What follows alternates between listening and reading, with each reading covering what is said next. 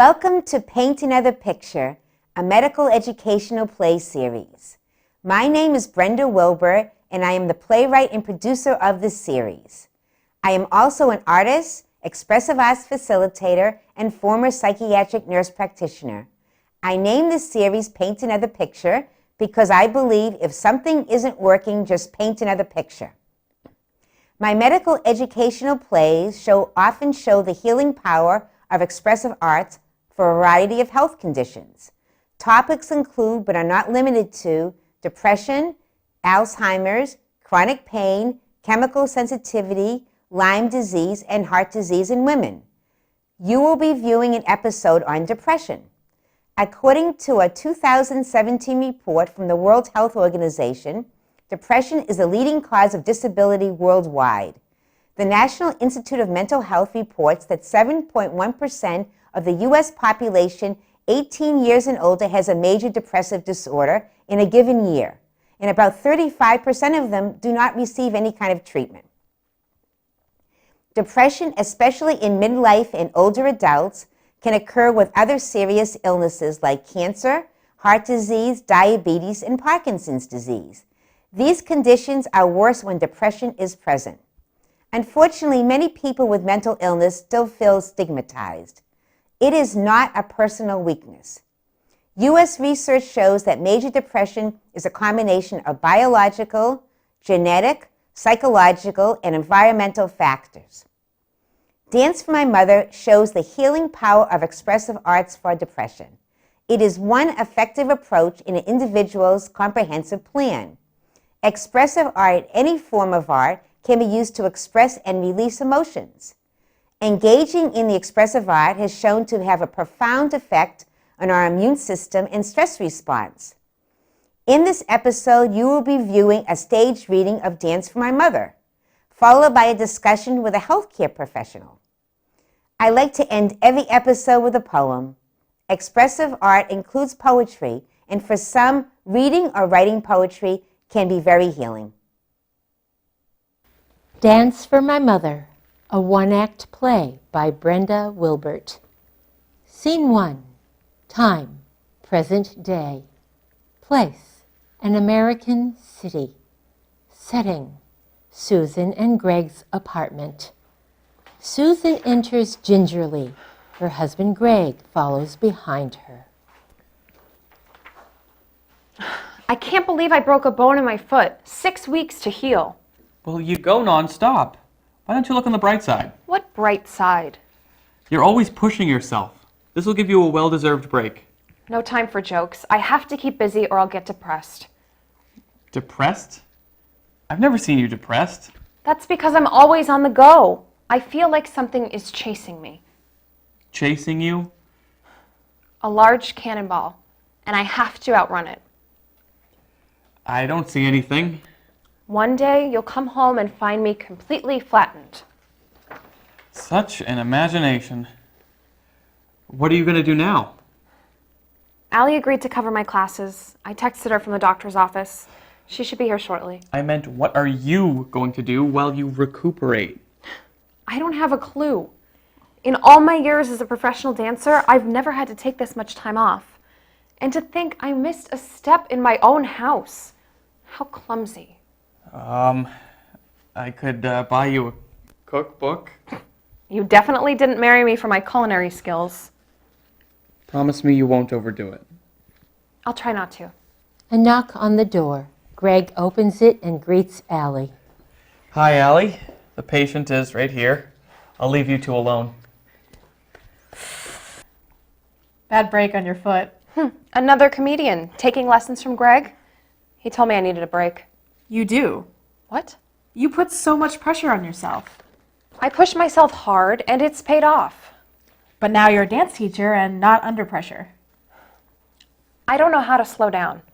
I've been outrunning my family's problems for so long.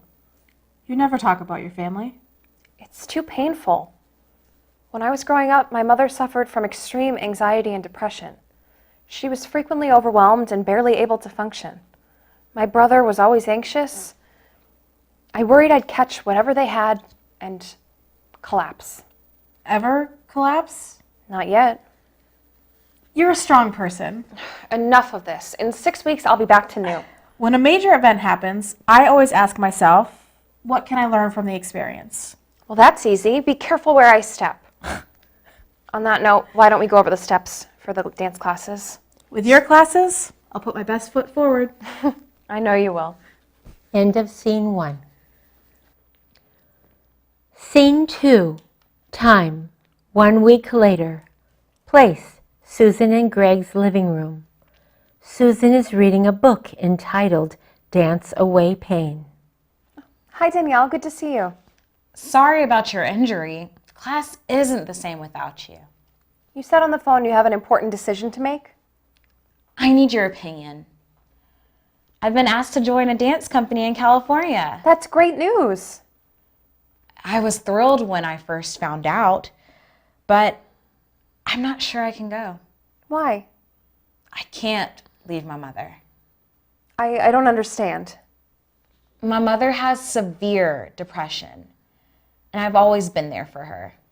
I make sure she gets her meals. I make sure she takes her medication. I even clean the house. I don't know what she'd do without me. Where's your father? He works a lot. I have a younger brother who's 10, and I try to be there for him when my mom's feeling down. I take him to activities and help him with his homework. Have you discussed this dance opportunity with your parents? Yeah, and they said that they would manage without me and that they're happy for me, but I just didn't believe them. Why? It's the way they said it. I can't leave now. I'd feel too guilty. How about telling them how you feel? I can't. It would upset them. You're a wonderful dancer, and your family has paid for all of your classes. Don't you think they want you to succeed? I guess. What do you think I should do? I can't make this decision for you, but you're shouldering a lot of responsibility at such a young age. Why don't you ask your parents how they plan to manage while you're in California? I'll try. When I first auditioned, I didn't think that I would get selected. How come? Lack of confidence. Now I have to choose between my family and my dreams. You've been given a wonderful opportunity. Talk to your parents. Thanks for listening. I love my family, but I also love being a dancer. How about dancing out the conflict you feel for further clarity? How? I've been reading this book, Dance Away Pain. Exercises in this book might help. I'll lend it to you. Susan hands the book to Danielle. When I feel sad and dance, I feel better. Let me know what you decide. I will. Thanks for everything. They hug and Danielle exits. End of Scene 2. Scene 3. Time, a week later. Place, Susan and Greg's living room. What's wrong? I've been steamrolled.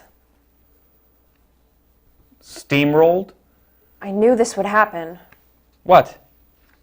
Depression. I don't have any motivation or energy. Well, you seem a bit down, but I thought this was just from inactivity, from the injury. I've been feeling this way for several weeks now. Just been hiding it from you. How come? I thought you'd be unhappy with me. Well, I'm concerned. A knock on the door. Who's that? I forgot Allie was coming by. This isn't a good time. Susan isn't feeling well. I won't stay long. Can I just come in for a minute? Okay, come in. Are you sick? My past has caught up with me. What do you mean?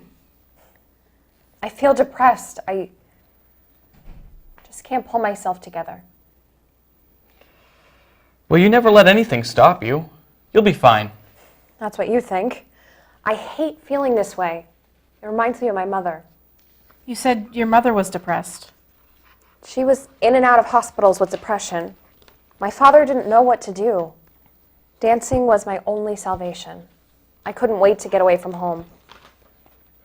I know she died while you were in college. I have so many feelings that I've never dealt with. They say it was an accidental overdose, but I'm not sure. You ever talk to your father about it? I can't remember the last time I had a meaningful conversation with him. We don't communicate. My brother was in high school at the time. He has obsessive compulsive disorder. He lives near my dad in Arizona. You never want to visit them. Oh, look at the time. I have to get back to work. You'll be okay? Sure. I'll stay for a while. I could use a company. What are you going to do about your depression? I need to make an appointment with my doctor. You feel hopeless? Just weary. I'm glad that I confided in you. I'm tired of hiding my feelings. When my students visited me last week, she reminded me so much of myself at her age, dealing with a depressed mother, feeling guilty for wanting to follow her dreams. What advice did you give her? I advised her to talk to her family. I also recommended dancing out the conflict. Good suggestions. If only I would follow them. It's no coincidence this student visited you. I felt as if I was receiving a message. Which was? Stop fighting my feelings and get some help. Maybe I'll dance my way into healing. How about a cup of tea? Let's go into the kitchen. I could use a change of scenery. Susan and Allie exit. End of scene 3. Scene 4. Time, 2 weeks later. Place, psychotherapist Faith Morgan's office. Faith is wearing a brightly colored blouse. Attached to her blouse is a pin that reads, "Dance as if every day were a holiday." There's a table with 2 folders and a box of crayons. An easel with large sheets of paper is on the far right. Nice to meet you, Susan. I'm Faith. I'm both a psychotherapist and an expressive art therapist. I help people express their feelings through art, movement, dance, and sound. Faith opens up a folder and gazes at it. Dr. Murray referred you? I saw him several weeks ago. He wanted to put me on medication for depression. I declined. I asked him to recommend someone I could talk to. Susan points to Faith's pin. I'm a dancer who's been grounded. Broke a bone in my foot 5 weeks ago. Wish I felt the message of that pin. That's our goal, accepting and enjoying the moment. What are your reservations about taking medication? It brings back terrible memories. My mother was on so much medication for depression. They said it was an accidental overdose that killed her. I have my suspicions. It may have been suicide. How old were you? 19 and in my second year of college. How did you deal with her death? I don't think I ever have. I held everything in. I couldn't talk to my father and brother. They were in shock. So I blocked out the pain through activity. I thought I had to be one step ahead of my feelings. But now I don't have the energy to run anymore. Listen, pushing away feelings can be very exhausting. I'd like to lead you through a series of exercises that will help you access and release feelings through imagery. Are you ready to begin? Yes. Okay, let's start by taking 3 deep breaths. Count to 4 as you exhale. Susan takes 3 deep breaths.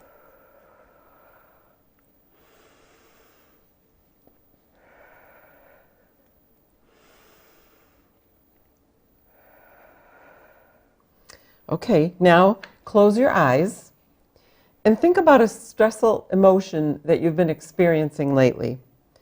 Now see this emotion as image. What does that image look like? What shapes do you see? Are there colors or words? When you see this image, you can open your eyes and draw it. Susan opens her eyes. She goes over to the table and removes a black crayon and a brown crayon from the box. She stands at the easel and draws a large black rock. She writes within the rock the words sadness, grief, and anger.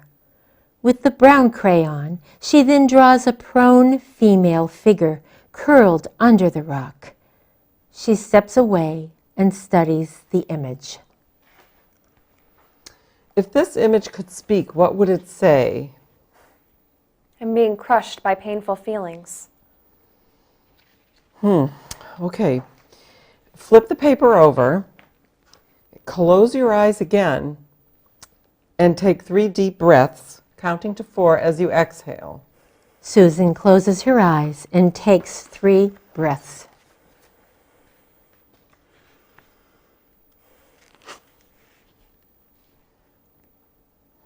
Okay, now think about the image you just drew. Imagine it being replaced by a healing image.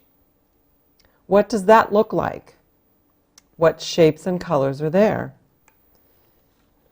When you can see this image, open your eyes and draw that one. Susan opens her eyes.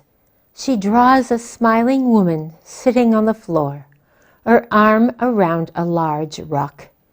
She writes within the rock the following: anger, sadness, grief, hope, and peace. She then adds a caption at the bottom of the sheet that reads, "I embrace my feelings." Susan studies the image. How do you feel when you look at the healing image? Hopeful. I've always feared being overwhelmed by my feelings. Sad feelings especially remind me of my mother. If I could learn to accept my feelings. Susan, you've blocked your feelings in order to survive. But you're not that 19-year-old anymore. My life is so different now. I have a supportive husband and good friends. If only I could relax. Losing your mother at such a young age to a suspected suicide was a very traumatic event. I felt so alone at the time. You didn't have anyone to talk to. In subsequent sessions, I'd like to do a technique that helps neutralize the effects of trauma.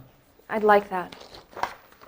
However, before we end today, let's do one more exercise. Since you recently had a foot injury, I want you to take your time and go at your own pace. Ready? Please close your eyes. I want you to create a healing symbol in movement. This symbol is what your body needs to heal painful emotions you expressed in your drawings. First, start by swaying and moving your arms from side to side. Let your body be your guide, allowing the symbol to emerge. Susan sways and moves her arms, slowly at first, then faster. She hugs herself and rocks back and forth. Then she pats herself on her shoulders 3 times and opens her eyes.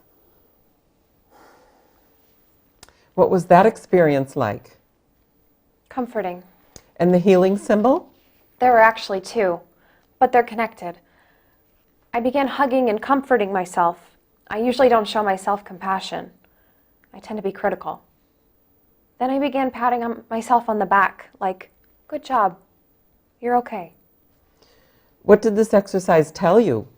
I need to develop more compassion for myself and acknowledge my efforts. And how do you plan to start? Pay more attention to my thoughts and feelings. Have you ever tried expressing your emotions through dance? If I did, I wasn't aware of it. As a dancer, I was always thinking of the next performance. But I recently read a book, Dance Away Pain. It talks about healing painful emotions through dance. When you're able to dance again, I will give you some exercises using dance to transform your feelings. Interestingly enough, I recently encouraged one of my students to express her conflict through dance. I have a folder for you. In it are instructions for exercises to do at home. At our next visit, we'll review them. Thanks. I see light replacing some darkness. Good. Why don't you use one of the movement exercises in the folder to help you express this light? I might even dance away pain. Susan exits, End of scene 4. Scene 5. Time, 2 months later. Place, Susan and Greg's living room. I made a decision. I'm interested to hear it. I'm going to get California to dance with the dance company. Great news. How did you resolve your conflicted feelings? I expressed them through dance. I was able to see what was holding me back. Which was? Using guilt feelings as a crutch. How so? I was afraid to be so far away from home. You were concerned about how your family would manage without you. Yeah, I'm less concerned now after talking with them, when they assured me they could manage all of my insecurities surface. Do I have wings to fly? Do you? My parents felt really regretful about putting so much responsibility on me. They thought I was strong and could handle it. I learned through all of this that I'm much stronger than I think. Speaking of wings, what will your nest be like in California? I'm going to room with 2 girls in the company. My parents told me that I can always come home. Oh, hi. I didn't know you were having company. Don't want to interrupt. I'll just go into the kitchen. This is one of my students, Danielle. This is my husband, Greg. Hi, nice to meet you. Hello. I'll take off now. Thanks for everything. Well, she seems like a nice girl. A sweet girl and a talented dancer. You're home early. Wanted to see my girl. You went through a rough patch. Looks like you're feeling better. I'm back on my feet and moving in a new direction. A knock on the door. Are we expecting someone? Allie, I'm ready to resume one of my classes. The doctor told me to ease back in slowly. You're in a great mood. Have great news. I was accepted into a dance therapy program at the university. What? This is the first I've heard of it. Maybe I should leave you two alone to talk. Please stay. I want to talk to you both. Allie, tell us more. Your depression has been a godsend to me. I mean, when I saw how much the expressive arts helped you, I knew I wanted to help others express their feelings through dance. I enrolled in the dance therapy program at the university. Oh, congratulations! When do you start the program? September. It offers some flexibility so I can continue teaching. I'm so happy for you. So what did you want to tell us? Working with Faith has been amazing. The past has finally begun to lose its grip on me. But there's something that I need to do. Which is? Visit my father and brother and have a serious conversation about my mother's death. I have a family I seldom see. I no longer need to distance myself from them and the painful memories. After I return from Arizona, I'd like us to meet in Faith's office. I'll be there. What are you planning? You'll have to wait and see. When are you leaving for Arizona? Well, I hope this week. I'll call my father tonight. Good for you. I have a surprise. Dessert is made. Preparations are underway for dinner. We have a lot to celebrate. Allie's new career and my improved mental health. You're making dinner? I've been watching the cooking channel and studying recipes. If I hadn't broken a bone, you wouldn't be experiencing such a culinary treat. Oh, the universe works in mysterious ways. Let's go into the kitchen post-haste. A home-cooked meal from my wife. They exit. End of scene 5. Scene 6. Time, 2 weeks later.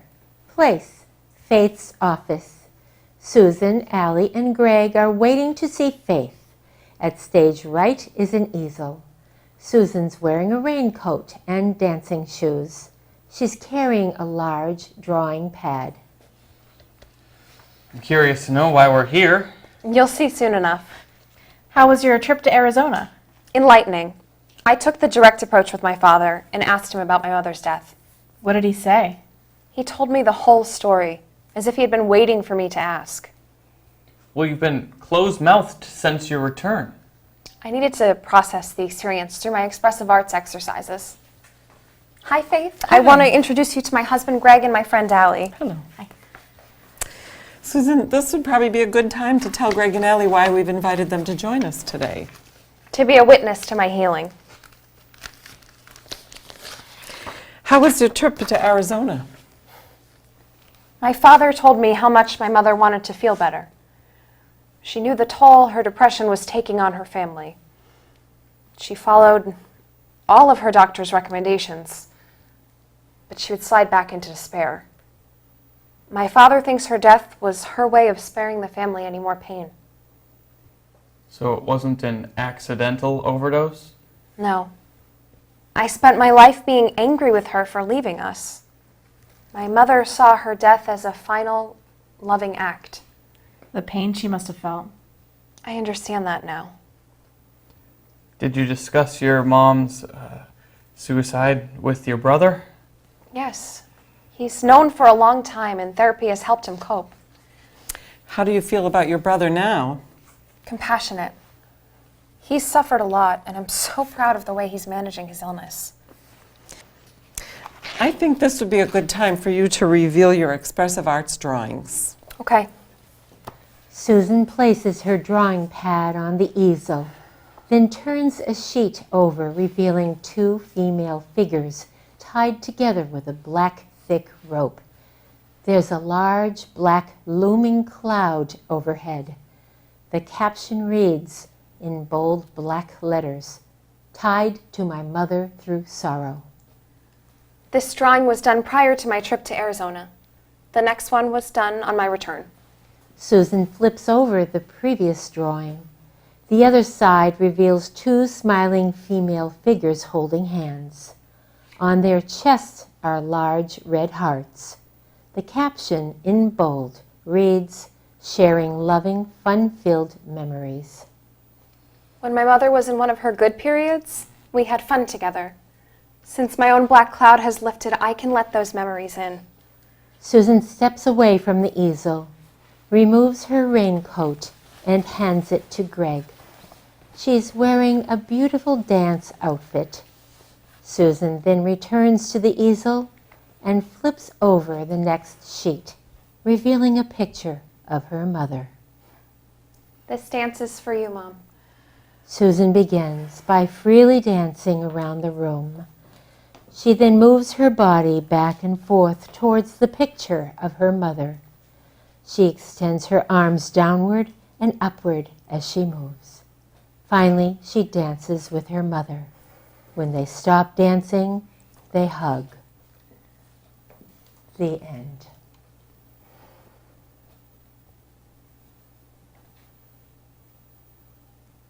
Hello, I'd like to introduce Dr. Stephen Durost.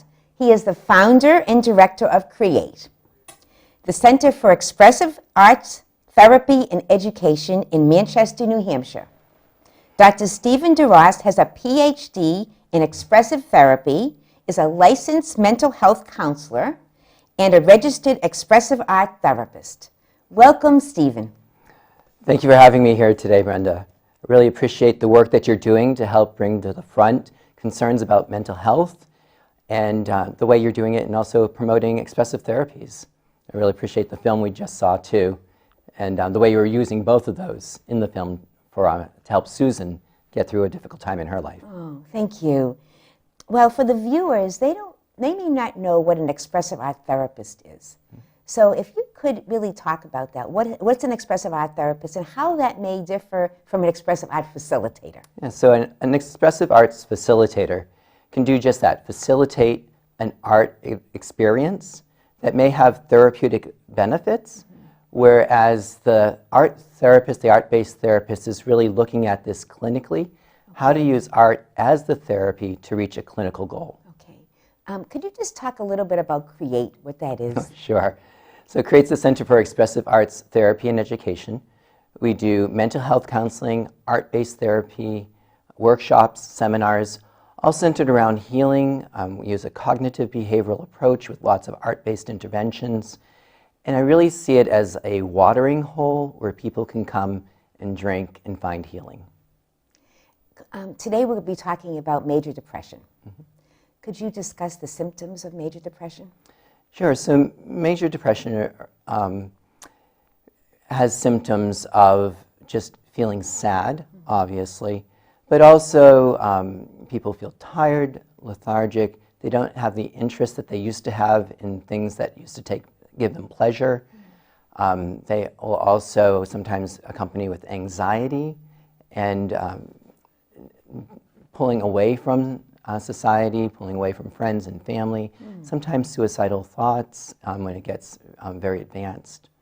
Also, like appetite issues sometimes, losing weight, maybe not sleeping. Not sleeping, not eating, low energy levels. Yeah.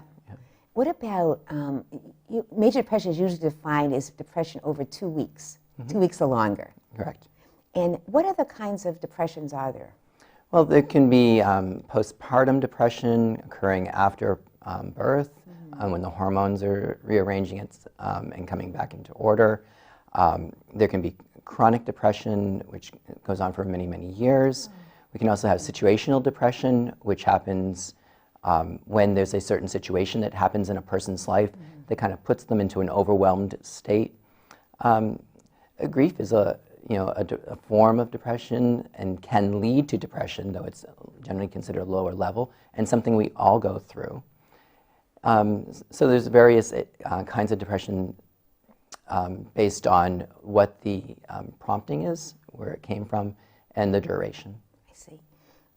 What about, there's a depression scale and there's an anxiety scale. Can you kind of talk about that? Yeah, well, the way I see this and the way I explain it to my clients is this, is that we all have sadness. And it's an important emotion. It tells us that something went wrong in the past that we don't want to have happen again.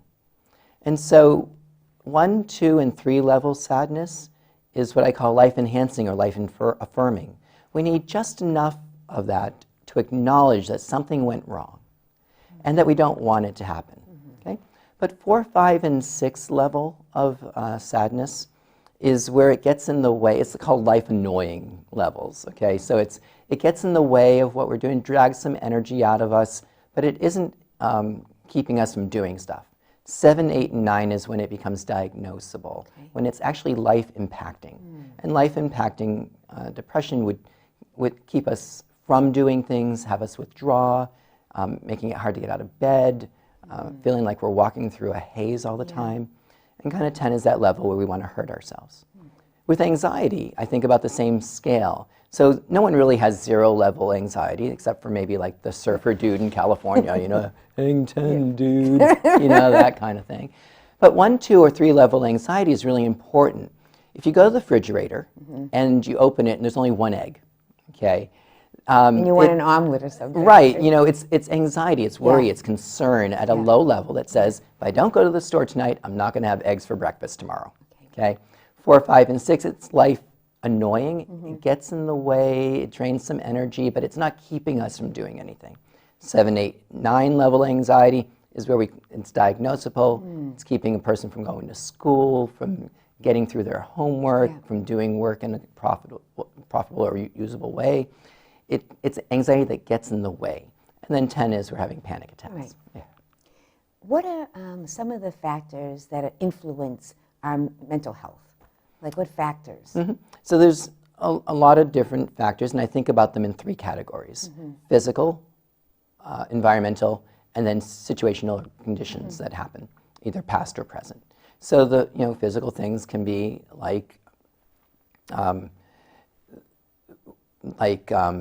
is a person getting enough exercise, and are they getting the food and the sleep that they need? Yeah.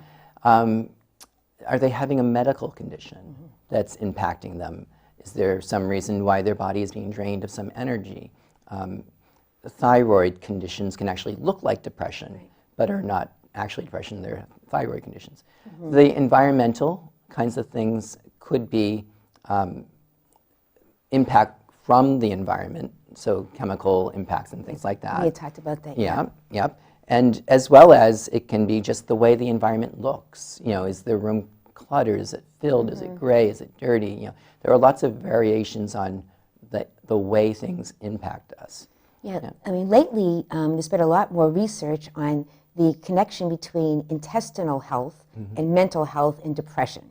So they're doing a lot about that. Yeah. Also, well, half our serotonin levels are in our stomach. Right, in our immune system.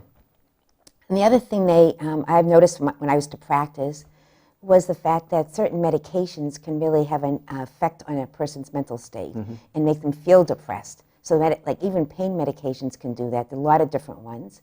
Also, when you have a a physical problem, for instance, like Parkinson's or post-stroke or chronic pain, there's a lot of times people feel depressed, and it does change their internal feelings. So it's a lot of different things in that way. And also, I know in my first episode we talked about the chemicals and how being exposed to chemicals too can have an impact on a person's mental state. Correct, and all of what you just said. Right, all that. Okay. Now, And also yeah, the other thing is the good and the bad things that happen to us. that's true. Yeah. You know, the traumas from the past and the traumas in the present, the challenges in the present. But also the other thing that affects our mood is the good things that happen to us, the friends and connections that we make, the situations that we put ourselves in that feed us, and art, and is definitely, here we I think, are, I think that's a great impact in what we do with our creative resources. Right. So as an expressive art therapist, can you kind of give an example of how you'll help a particular client through the expressive arts? So, for example, with depression, Yeah. and I use this actually with anxiety too, but let's say it's with depression, since that was what the film was about, is I might have the person with a piece of paper and some things to draw with. I will instruct them to take the depression out and put it onto the paper. And let me see what it actually looks like. What is that experience that's happening there on the piece of paper? With that, we're envisioning the actually removing of the depression itself. So that kind of activity itself is really helpful. Then we put it on the paper, and we can look at it, and I might have them then take that paper and put it on a chair, and we might talk to the depression. I might even have us interview the depression. Wow. If they were in a certain place, I might have them role reverse, but I don't want to put them into the depression again. But if I was able to interview the depression, we might find some interesting things about why it's there. But I can do that also if they're in their own self and we're kind of interviewing and asking questions about the depression. Why it's there, why it's important, why this time in their life, what is it helping them with, and what might they need, and what do they want to do with this? And by having it kind of externalized like that, we might get some kind of perspective and some movement, some shifting in the body that will help move the person to another place.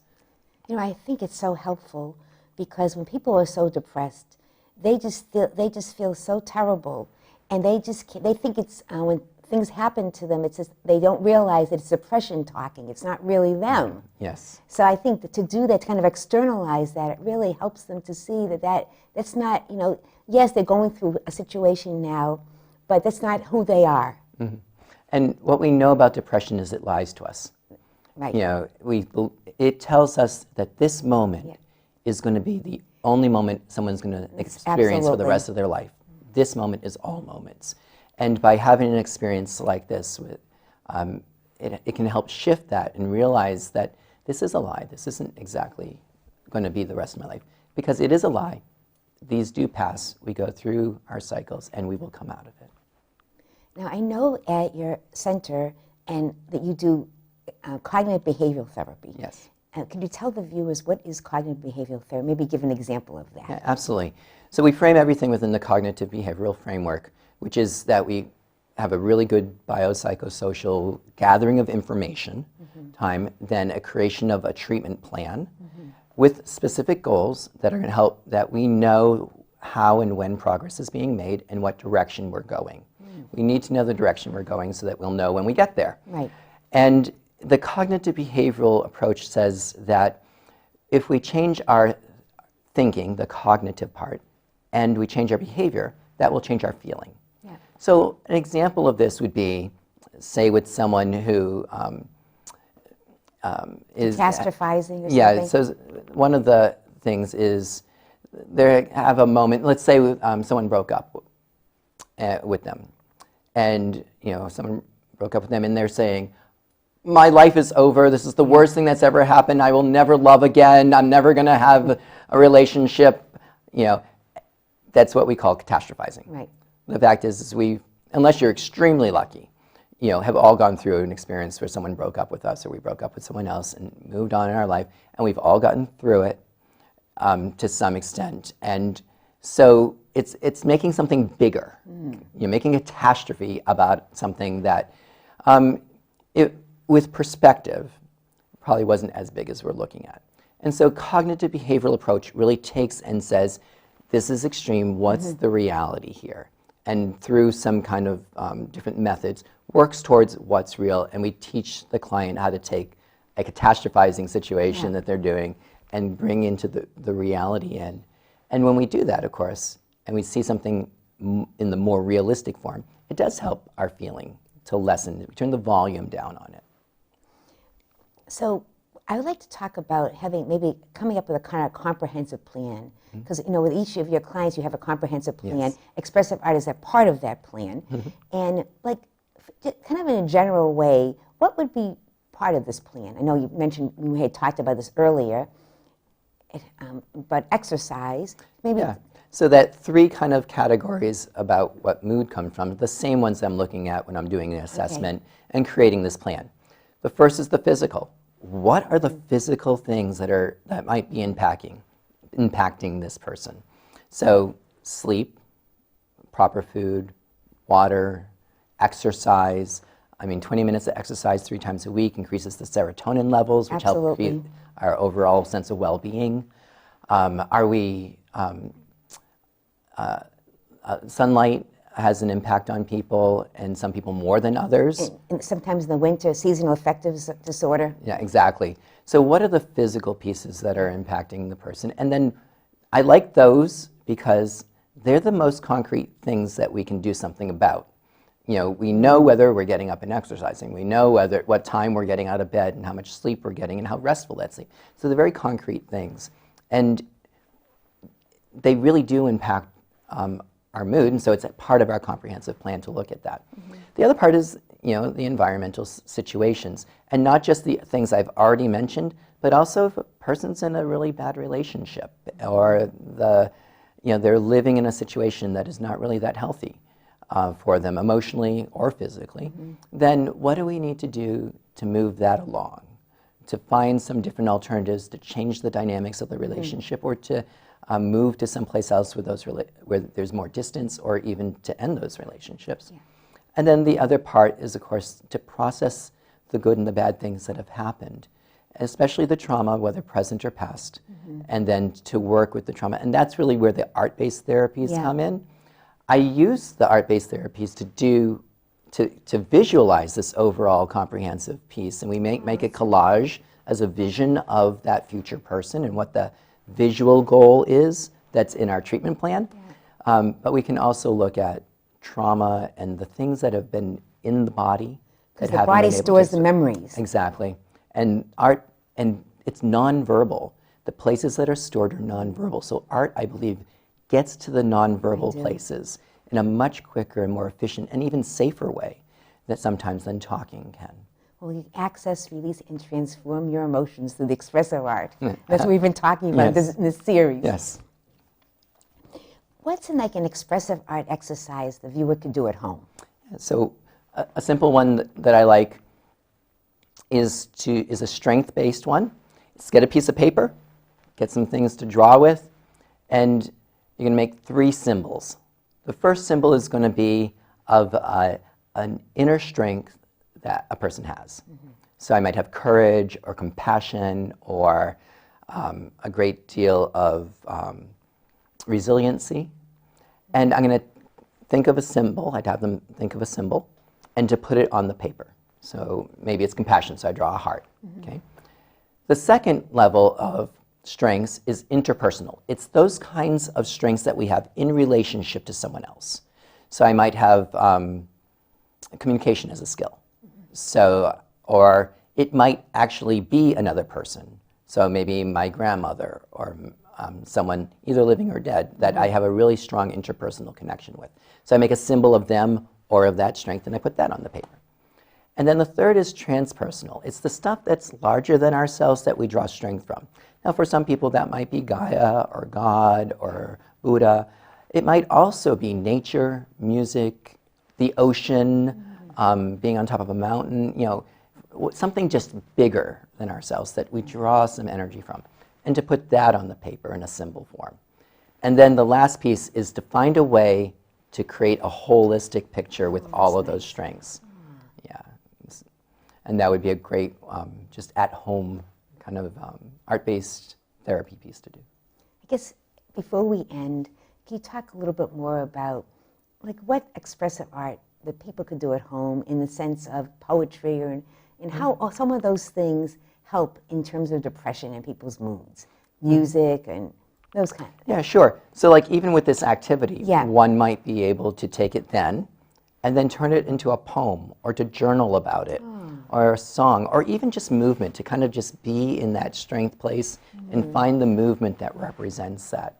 But, we all know that that these different things can really help us to express ourselves, to get what's inside out, Yeah. to make the invisible visible. And just that part can be very therapeutic. Besides, we've all probably danced in our kitchen with the That's music and just had a blast about it. And that's another piece in which it can help. Really. And I love doing art myself. If something is really going on, maybe it's bothering me, if I go up to my studio and create, I just feel so much better. And I think when people have depression, they get so focused on maybe negativity or something that's not going well, and and to really distract themselves through music, through poetry, through all of that. It's just so helpful. Yes, and of course writing poems, expressing ourselves, That's it. or sometimes just even listening to that song on the radio that really captures that sadness that you're feeling, and you're like, someone else really understands what I'm going through. Right. So in all its forms, whether it's that joyous expression of art or that deep, emotive expression of art, there's transformation that happens. Absolutely. Stephen, thank you so much for coming today. Oh, you're most welcome. It's been a pleasure, Brenda. I wrote this poem entitled The Groove. Walking in the same groove, I've worn it out, it's no longer smooth. My feet get stuck as I try to move, falling back in the same old groove. I move my feet from side to side, a place I've been when I want to hide. The groove whispers, are you really sure that you don't need me anymore? My foot slips into familiar spot, I pull it away as if it's too hot. No longer fearful of what I don't know, not yet comfortable with this new show. My feet step out of the familiar groove to a place that's all so smooth. I look for divots that I do not see. Worries are gone, am I really free? Walking down the path of light, in the distance the groove's in sight. It beckons, it calls out, don't forget your friend, afraid to listen or I'll fall in again. Gliding over bumps in the road, no longer carrying a heavy load. Knowing the groove was part of the plan, can accept that now as I take a stand. No longer want sadness to be always hovering on top of me. Mustering strength to embrace life, fewer worries and all that strife. My feet may wander back into the groove, but this time I know how to move.